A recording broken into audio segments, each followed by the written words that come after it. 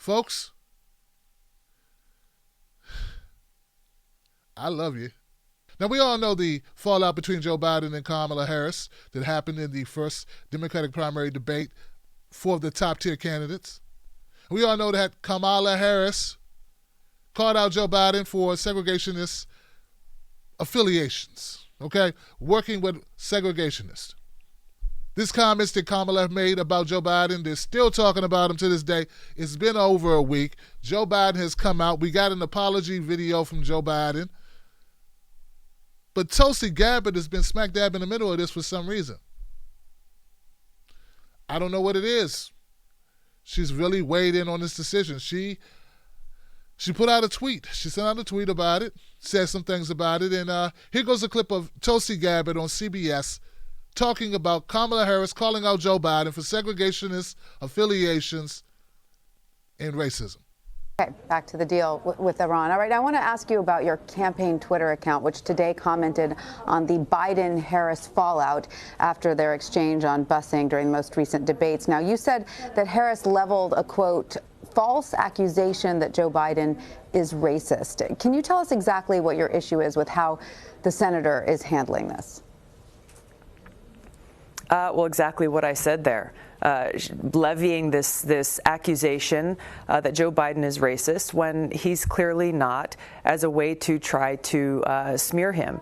And as you point to the article that I linked to in my tweet, really what she's saying is her position is the same one that she was criticizing Joe Biden for. So this is just a political ploy, and I think a very underhanded one, just to try to get herself attention, to move herself up in the polls. I think that we need to be above that, all of us. And Biden has also said that he would rather talk about the future instead of talking about the past. And some perhaps might wonder if the party is focusing a little too much on the issue of race at the expense of some other issues. Would you share that concern? No, I think there are still racial injustices and inequalities that exist in this country that we need to address. I think it's important for us to look forward towards the future to see how we can come together as a country, how we can break down these injustices and inequalities and come together and work towards a brighter future. Every single candidate will need to stand up and speak out, defend their own record. That's not what I'm talking about here. What I'm talking about is how we can bring about this vision to ensure that we truly do have equality and justice and opportunity for every single American. First of all, I want to say that Tulsi Gabbard, I got mixed reviews on this clip. All right? And I want to preface this by saying I'm not saying she's wrong about Kamala Harris. I'm not suggesting that she's wrong. Kamala is being strategic. Kamala Harris is being strategic by calling out Joe Biden. And she's playing political games. She is. That's what's happening. What I'm saying is Joe Biden is not the person to do this for, and Joe Biden is very problematic. Joe Biden is not the person to go to war for. Joe Biden is not worth people flooding my comment section, people emailing me, telling me, look at Tulsi Gabbard, she just wants to work for Joe Biden. This is not a winner. That's one of the reasons why I have a problem with it. I don't think it serves her well. But as Tulsi Gabbard stated, she don't care what Twitter says. She doesn't care what we think. She only cares about what she thinks. Well, as a commentator, I will tell you what I think whether you ask or not. You don't have to listen. I think supporting Joe Biden is problematic. It does not bode well. Joe Biden, this is just the tip of the iceberg with Joe Biden. Once we start playing these tapes of Joe Biden, we're going to have Hillary Clinton all over again. But she's not wrong to call out Kamala Harris. Not at all. In fact, I call out Kamala Harris on a regular basis. But getting in between Biden and Harris, and here's another thing. As I was thinking about this show tonight and how I wanted to address Tulsi Gabbard, I also want to recognize that Harris is pointing out hypocrisy of Biden, and Tulsi's pointing out the hypocrisy of Kamala. Who's wrong? Like, really, who's wrong here? First of all, I didn't hear Kamala call Joe Biden a racist. She just said this is what he did with desegregation, and what does that say? And shouldn't you apologize for it? She prefaced her comments with, he's not a racist. I don't much care if Joe Biden is racist. I care if his policies were racist. See, I thought we were beyond feelings. Who really gives a damn about what somebody thinks about you in their heart? I give a damn about what you do to my kids. I give a damn about what you do to my neighbors. I give a damn what you do with my community, what you do to us. I don't care what you personally think. If you've never watched BET, if you think that black people shouldn't have prominent status or whatever kooky, if you think we all need to pull our pants up, and I don't, that's personal. But when you are part of policies that are detrimental to the black community, to black people, one of the most, us and Native Americans, the most marginalized people in America historically for generation upon generation, well, I got a little bit of problem for you defending a guy who triangulated his way through the 70s and 80s, playing both sides of the fence. And when the water got a little bit cold on his side, because first, Joe Biden was very liberal, Tulsi Gabbard. He was very liberal. But then he got backlash in Delaware. He was running for a Senate seat, and he flipped like Hillary. And all of a sudden, he became lock 'em all up Joe. All of a sudden, he became, hey, maybe the blacks and whites don't need to be together. In fact, there's an article from the Intelligencer, by way of the New York Mag, by Eric Levitz. I read this article today with great anticipation. It runs down Joe Biden. Did you know back when Joe Biden was doing this, working with Jesse Helms and these other Dixiecrats, that he was labeled anti-black then? The NAACP called Biden's proposal an anti-black amendment. Do you know how bad an amendment has to be for it to be called anti-black?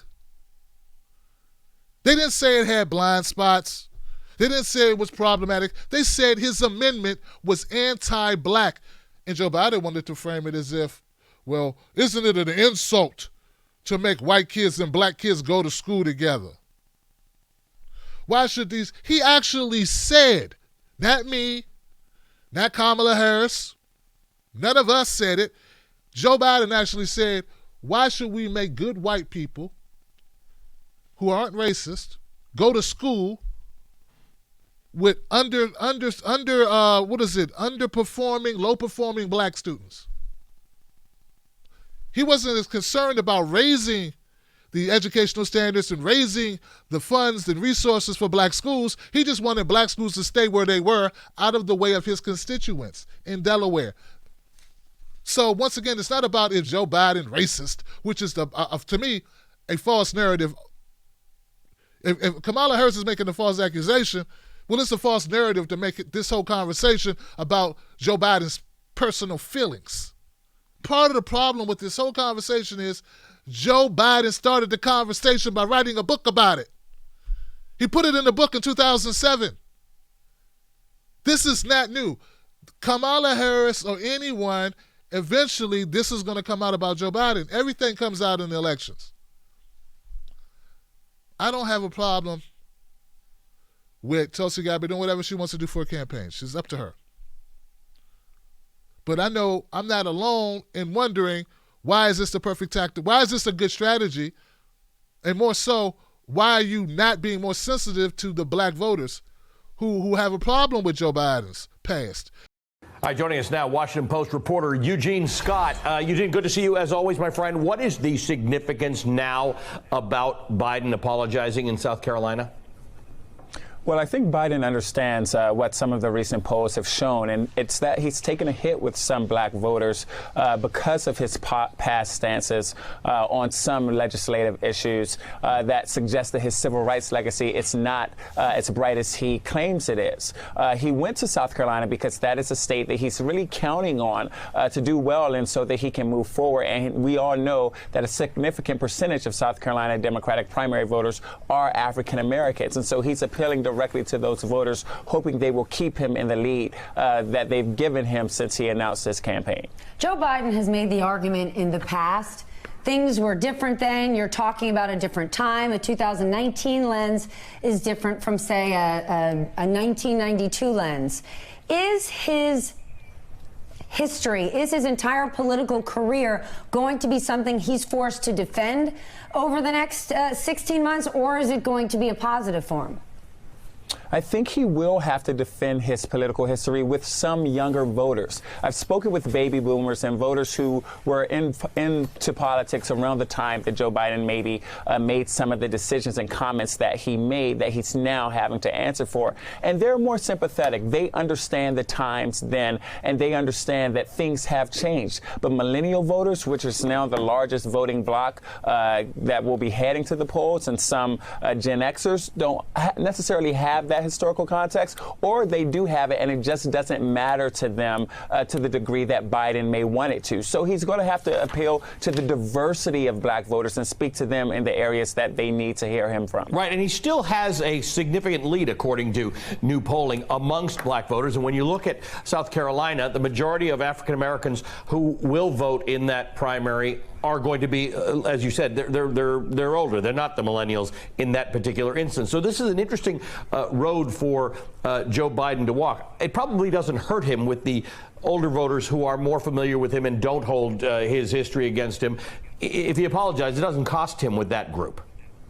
It certainly doesn't. And while he is leading with black voters, Elizabeth Warren and Kamala Harris are making up ground, and he doesn't have the room and the time that he perhaps had in the past to continue to wait this long to apologize and to enter debate stages as unprepared as he did. He's going to have to convince younger voters that he actually can be the best president to carry on from the Obama legacy, as he continues to point to after this Trump presidency. And there are people who don't know about it, and as they become aware, because this is a long race, they're going to find out things about Joe Biden that they did not know.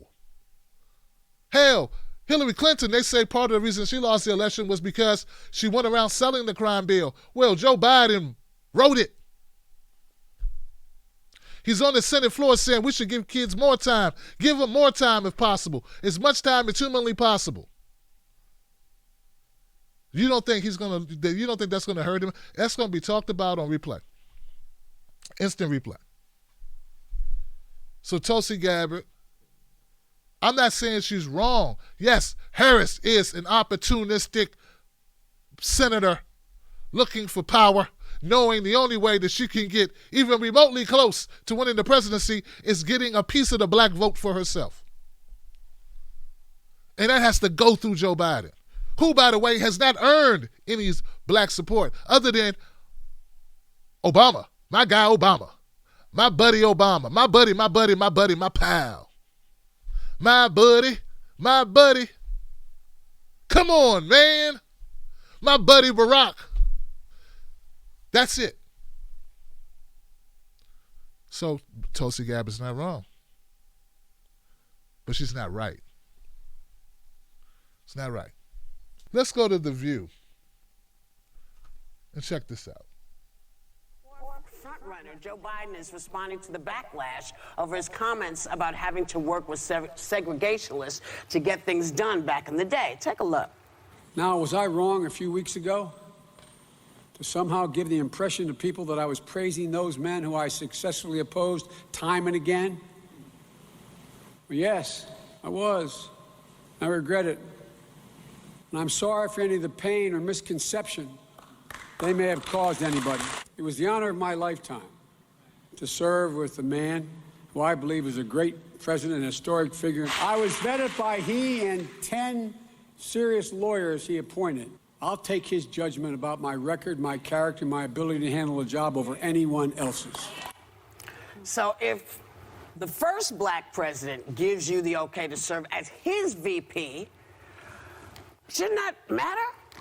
To the black community, you mean? No, shouldn't it matter to anybody? Yeah, it should, but people want to hear from him. They're not just going to let him say whatever he wants and be whoever he wants without speaking his policies, et cetera. But I think he should do is start talking specifically about Obama.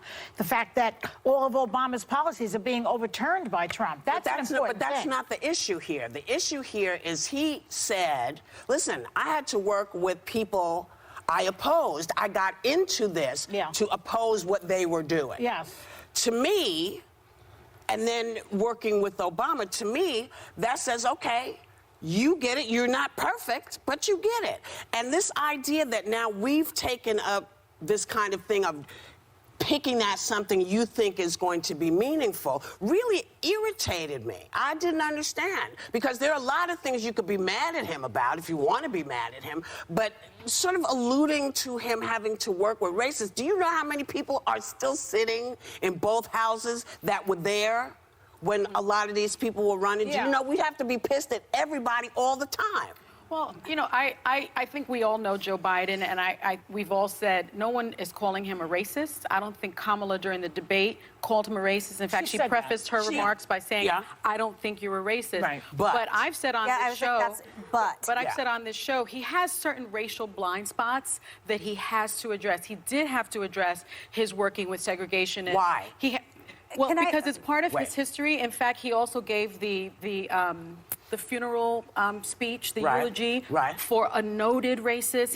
He did come down with that decision in terms of busing. He also had the problem with the crime bill. I mean, he does have a history, while working with others, being very supportive of certain issues that have been reductive to the African-American community, and he has to address that. He has to address it, and he's finally addressing it. He's apologized. Can I say something? He learned how to do that. But you're talking about Senator Robert Byrd, who was a Democratic senator who used to be a Kleagle in the Klan, which, by the way, Obama also spoke and eulogized him. Obama called him, quote, a true champion. Biden said he was one of his mentors.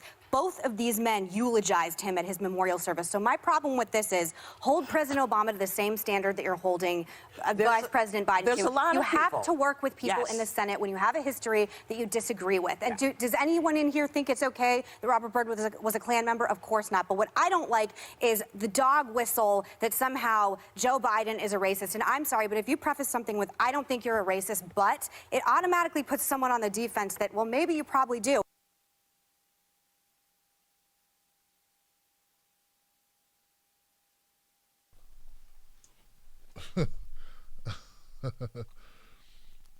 You know, and it's Whoopi Goldberg is hideous in her opinions.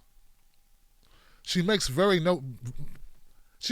much no arguments to support anything that she says. She just gets louder and flails around, throws her arms around as if she's making a salient point. And did she just ask a question of why do you need to go through someone's past? Is that really a question that you would ask?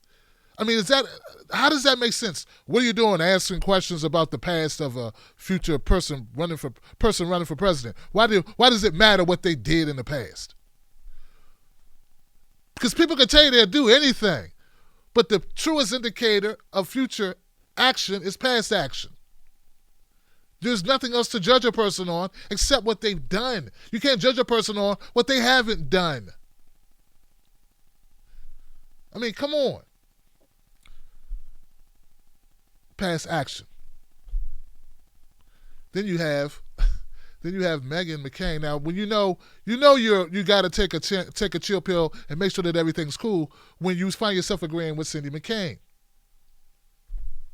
Gotta definitely take a chill pill.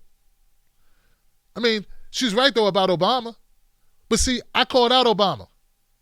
I'm one of the few black people that called out Obama while Obama was in office. Just because Whoopi didn't doesn't mean everyone else feels the same way. And most black people had no idea what Obama did. All they know is he was friends with Beyonce, he was friends with Jay-Z, he went to a couple of events, a lot of comedians like him, he's really cool, he's got a cool playlist, and he tried to get health care done. Like, they don't really know anything about Obama did that was questionable because no one in the media would talk about it. But does that really give Joe Biden a pass? And what is this whole thing with Whoopi with, well, the first black president liked him, so, yeah, so what? What does that got to do with me? And what's that got to do with the future of this country? What does it got to do with my kids and my grandkids and my neighbor's kids and my neighbor's grandkids and kids I'll never know all across the world? What does it have to do with the world, the safety of the world, or the future of the world, or the prosperity or the fight for justice for disenfranchised people, the income inequality, all the problems that we have from climate change to mass incarceration? What does that have to do with the fact that Barack liked Joe Biden because he thought Joe Biden helped him win something, win the election? He had to pick somebody. That does not absolve Joe Biden. Listen to this. Specifically, Biden voted to bar the Department of Health, Education, and Welfare from requiring schools to provide information on the racial makeup of their student bodies, thereby making it highly impossible for Uncle Sam to withhold federal funds from school districts that refuse to integrate. It was rejected. Nevertheless, Biden persisted. And his cowardly example inspired other self-professed liberals to throw racial justice under the bus. As the historian Jason Sokol writes, immediately after the Helms Amendment was tabled, Biden proposed his own amendment to the $36 billion education bill, stipulating that none of those federal funds could be used by school systems to assign teachers or students to schools for the reasons of race. His amendment would prevent some faceless bureaucrat from deciding that any child, black or white, should fit in some predetermined ratio. The whole idea was to integrate society because black children were stuck in underperforming, poverty-ridden schools that did not have the resources. Joe's solution was let's just keep the white kids happy. Why should a white family have to suffer with their kid going to a black school or a black kid coming to their school? It's just going to bring down the property value. It's going to bring down the performance rate of the school if you start giving black kids up access to it. Now, I know a lot of black kids probably didn't want to get bused. I get that. But that doesn't negate the underlying reason. There are a lot of black kids didn't want their kids, a lot of black parents didn't want their kids bused because they wanted their kids to be safe. And they were being harassed by white students in those schools. But it wasn't because they didn't want better education. So the reasons why matter. And when you say, people got to work with each other in the Senate, well, to everyone, including my Tulsi supporters, what you work with them on matters. If you work with a segregationist to end the war, I see that. But if you work with a segregationist to continue segregation, I'm not feeling it. What a part of that don't people understand? If you work with somebody who you have opposing views with on an issue that is not detrimental to me, I'm cool with that. Sometimes you got to hold your nose and work on climate change with somebody who may not be for legalizing marijuana, for instance. But if you're working with you're working with somebody who's pro-prison, state prisons or paid for prisons for profit, if you work with them for more paid for prisons, more private prisons, if that's what you're working with them on, then what the hell is that? How could you not understand that? What you work together to do matters. What did Biden work with these segregationists to do? To continue segregation. He didn't work with them to end segregation. He did not work with them to clean up our neighborhoods. He did not work with them to fight the environmental, to bolster environmental protections, to clean our water, to better energy. He didn't do it to end wars. He didn't do it he worked with segregationists to continue segregation. And if that is something that you can't wrap your head around, I got a question if you really care about black people at all. And the fact that you're probably right, that just assuming, based on what I've researched, Joe Biden's probably not racist, which makes it worse. Because at first he was for busing. First he was for integration. But when it stopped playing well against the person he was competing with for the Senate seat, he changed his tune. Who does that remind you of, and why do we hate it? The first answer is Hillary Clinton, and B, we hate it because it's disingenuous, and it leaves us no trust in you.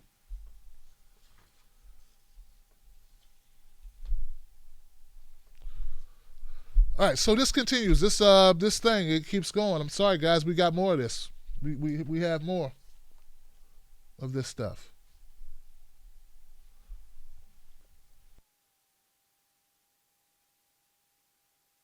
Joe Biden is a racist, and I'm sorry, but if you preface something with, I don't think you're a racist, but it automatically puts someone on the defense that, well, maybe you probably do. And again, if we're talking about Robert Byrd's eulogy, President Obama called him a true champion and eulogized him at his memorial. And again, there are other blind spots. We're not only talking about the eulogy, we're talking about the busing decision. We're talking about his Most crime people bill. were against busing in those days. You have to know that. And you have including to do that. including the African-American community. Yes, and you have to do the homework. Not You've all got of to. them. No, but it was you. But you have to. You listen. I know everybody wants to win. Everybody wants to get that guy out of the White House. I get that. I get that. I understand that. But you cannot cannibalize each other to do it. You cannot, I'm sorry, you can't do it. And yeah, there are a lot of blind spots. Everybody's got blind spots. Obama, we called him the deporter in chief. Yeah. We called, you know, if we start looking and saying, this is bad, nobody's going to be able to run. But don't you want to know all of those blind spots when it comes to these primaries? I mean, I think Kamala is going to get the criticism that she was a prosecutor. Yes. That she did put black men in She jail. flipped on That's one of the topics. She flipped on both things this week anyway. But what I was going to say is I think that in the primaries, this is a de rigueur. This happens. Even in the Republican primary, they were calling each other names, especially Trump. Yes, but then we can't bitch about it because we said that we're the better party and we shouldn't be doing that. But we're not calling each other names. Nobody's calling anybody a name, and everybody feels that the policies are basically similar in the Democratic Party.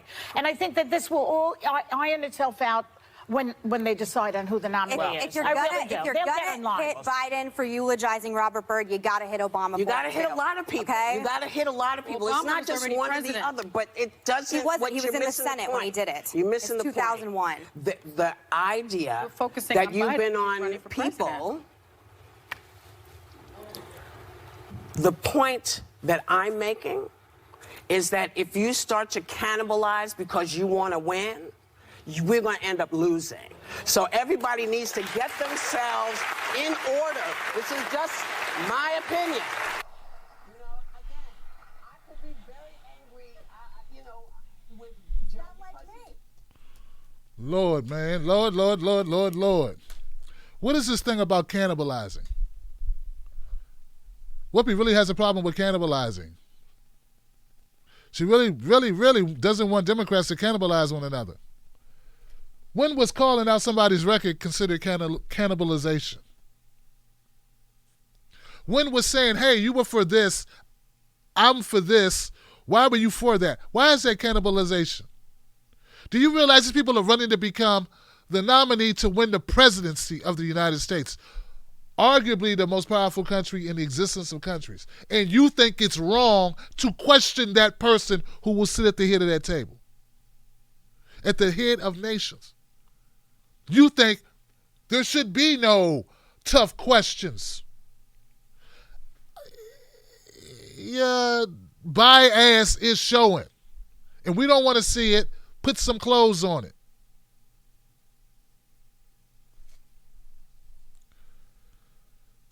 She says that we called Obama the deporter-in-chief.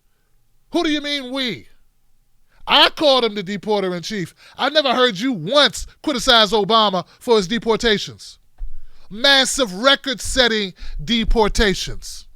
No, they didn't do these split up the separation of families. They did not make it an automatic felony where people went through the criminal justice system for being here illegally, which would result in the separation of families. That is a Trump thing. So people who are defending Trump on that, you're wrong. Look it up. This has become a policy of the Trump administration. But in sheer numbers, Obama was the deportator in chief. But I got to question the sincerity of Whoopi Goldberg, saying as if she was a part of questioning Obama, because she wasn't. She was busy counting her money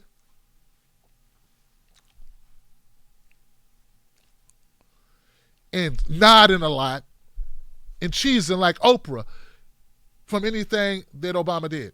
Never once saw you be critical of Obama.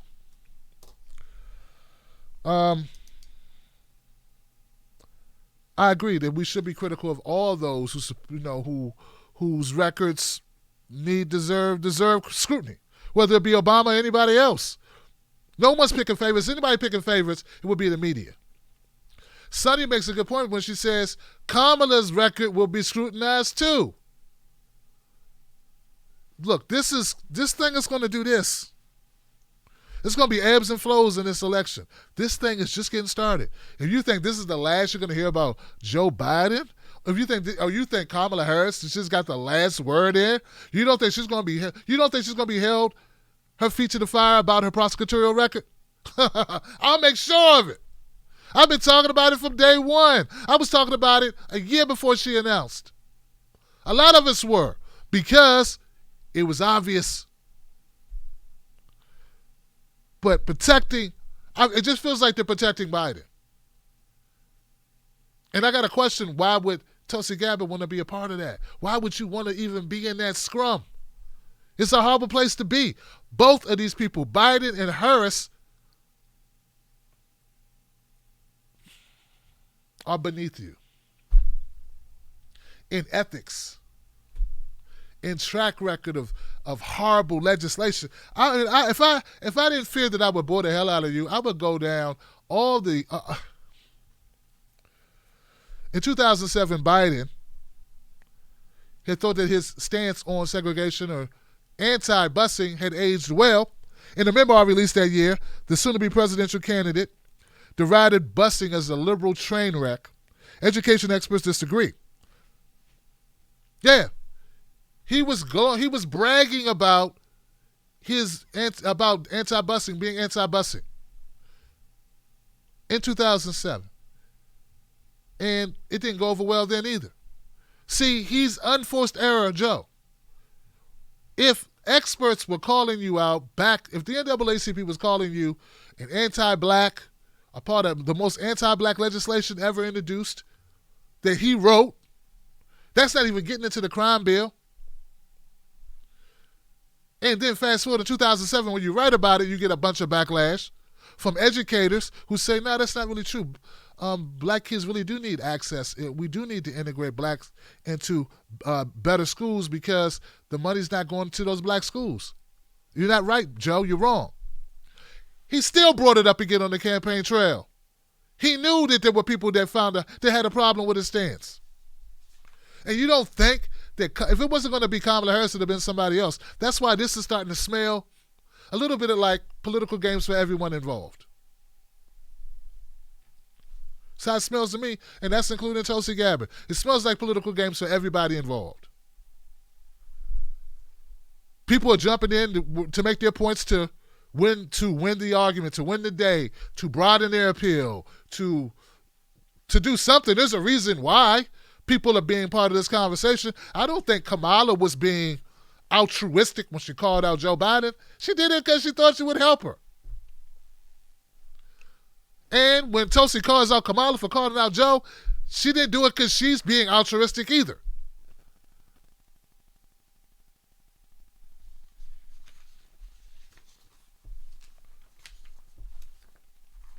These are politicians. People are playing politics.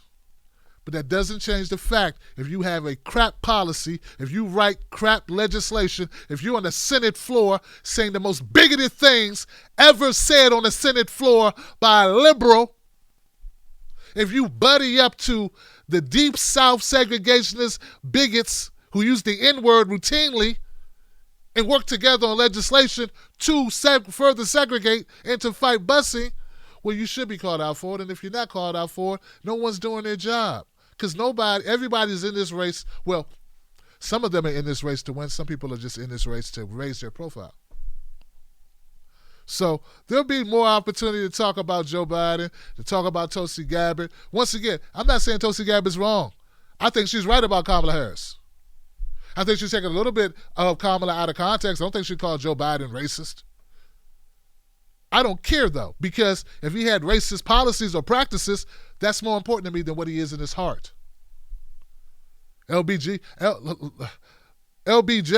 was said a lot of racist things, but what did he end up doing? Civil Rights Amendment. What he did. We're talking about what Joe Biden did, not how he feels. So how can you even say, well, Joe Biden's not racist, you're wrong? How do you even know? I mean, why are we arguing about what you think about someone's personal thing? Like, how would Tulsi Gabbard know if Joe Biden's a racist? You could be racist. I wouldn't know. Anyone could be a racist. How can you even make that statement? That it's a false accusation to call somebody a racist.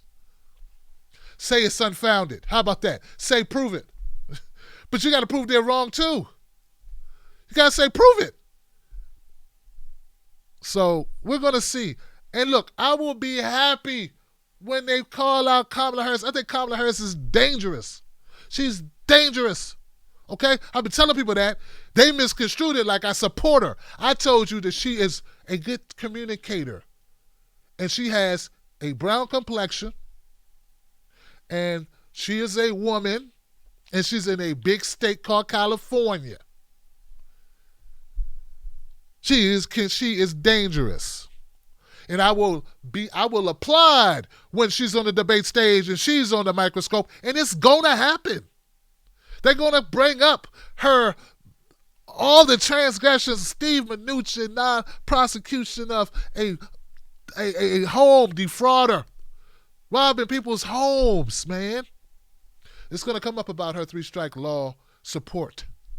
It's going to come up about her over-inflation of incarcerated individuals in L.A., fighting the courts to shove as many black bodies in jail in California as humanly possible, to the point where it was a safety concern. About prison slave labor. All that's going to come up. And I will applaud it. But I will not applaud playing down Joe Biden because it takes a few points away from Kamala Harris. Let them beat themselves up. Good. Neither one of them are progressive.